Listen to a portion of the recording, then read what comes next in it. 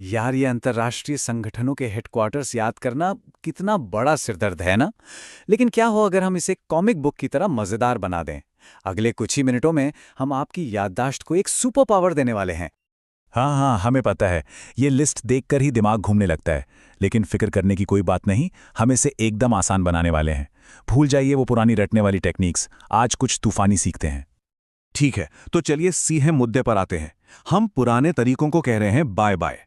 आज हम याद नहीं करेंगे, हम विजुअलाइज करेंगे, हम कहानियां बनाएंगे और इन नामों को हमेशा के लिए दिमाग में लॉक कर देंगे। तैयार हैं? चलिए सबसे पहले उन संगठनों के पास चलते हैं जो दुनिया की इकोनॉमी को चलाते हैं। इन्हें आप ग्लोबल इकोनॉमी का बिग बॉस भी कह सकते हैं। आईएमएफ और विश्व बैंक को दुनिया के पावर बैंक की तरह सोचो। जैसे एक पावर बैंक आपके फोन को तब चार्ज करता है जब उसकी बैटरी डाउन हो जाती है, वैसे ही ये संगठन देशों को पैसा देते हैं जब उनकी इकोनॉमी डाउन हो जाती है। अच्छा, और पावर बैंक कौन सा करंट इस्तेमाल करते हैं? DC current. और डीसी से हमें क्या याद आता है? बिल्कुल सही, वॉशिंगटन डीसी। तो आईएमएफ और विश्व बैंक दोनों का हेडक्वार्टर है वॉशिंगटन डीसी में। है ना आसान? अब आगे बढ़ते हैं एशियाई विकास बैंक की ओर। सोचिए, एशिया के सभी देश विकास के लिए बैंक के पास जाकर क्या कहेंगे? वो एक ही चीज मांगेंगे, हमें विकास करना है, मनीला। और मनीला सुनने में कैसा लगता है? मनीला। तो एशियाई विकास बैंक का हेडक्वार्टर है मनीला में। जब भी कोई नया और शुभ काम शुरू होता है तो अक्सर शंख बजाया जाता है। तो न्यू डेवलपमेंट बैंक, जो कि एक बिल्कुल नया बैंक है, अपनी शुरुआत कैसे करेगा? जाहिर है शंख बजाकर। और शंख से हमें याद आता है शंघाई। चलिए अब उन संगठनों की तरफ चलते हैं जो दुनिया में नियम कानून और एकता बनाए रखते हैं। ये दुनिया के असली सुपर हीरो की तरह हैं। अब यूनेस्को के बारे में सोचिए। इसका काम है दुनिया भर की ऐतिहासिक इमारतों और जगहों को बचाना। ऐसा करने के लिए उसे एक जगह से दूसरी जगह बहुत तेजी से जाना पड़ता है। तो कल्पना कीजिए कि यूनेस्को के पास बहुत बड़े बड़े पैर हैं। और पैर से क्या बनता है? पेरिस।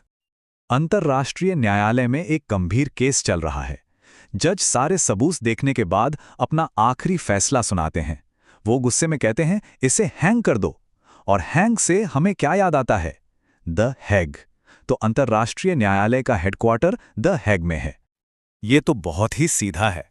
संयुक्त राष्ट्र या यूनाइटेड नेशंस बना ही क्यों था? विश्व युद्धों के बाद दुनिया को एक साथ लाने और एक नई दुनिया बनाने के लिए। तो एक संगठन जो नई दुनिया बना रहा है, उसका हेडक्वार्टर कहाँ होगा? बिल्कुल सही, न्यूयॉर्क में। और अब हमारे आखिरी राउंड में वो संगठन हैं जो हमारी रोजमर्रा की जिंदगी को बेहतर बनाने के लिए व्यापार, स्वास्थ्य और सहयोग को बढ़ावा देते हैं। सोचिए, अगर किसी की हेल्थ अच्छी हो और उसका व्यापार भी अच्छा चल रहा हो, तो जिंदगी कैसी होगी? एकदम शानदार। उसे लगेगा कि जीने में मजा है। तो अच्छा स्वास्थ्य मतलब WHO और अच्छा व्यापार मतलब WTO, ये दोनों मिलकर जिंदगी को बेहतर बनाते हैं। तो पॉइंट ये है कि जब स्वास्थ्य और व्यापार दोनों अच्छे हों तो जीने में मजा आता है। और जीने से हमें सीधे याद आता है जिनेवा। इसलिए वर्ल्ड हेल्थ ऑर्गेनाइजेशन और वर्ल्ड ट्रेड ऑर्गेनाइजेशन दोनों का हेडक्वार्टर जिनेवा में है। अब सार्क को देखिए। सार्क सुनने में शार्क जैसा लगता है ना?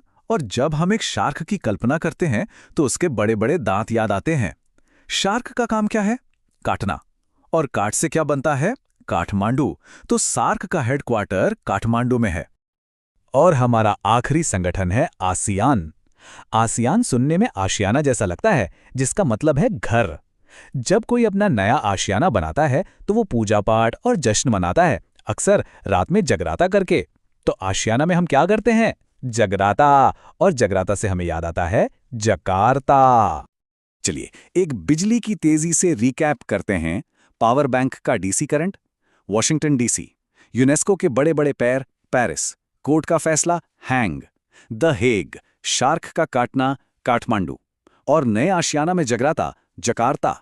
देखा, सब कुछ याद हो गया। अंत में बात सिर्फ इन ट्रिक्स की नहीं है, बात इस बात की है कि हमारा दिमाग काम कैसे करता है।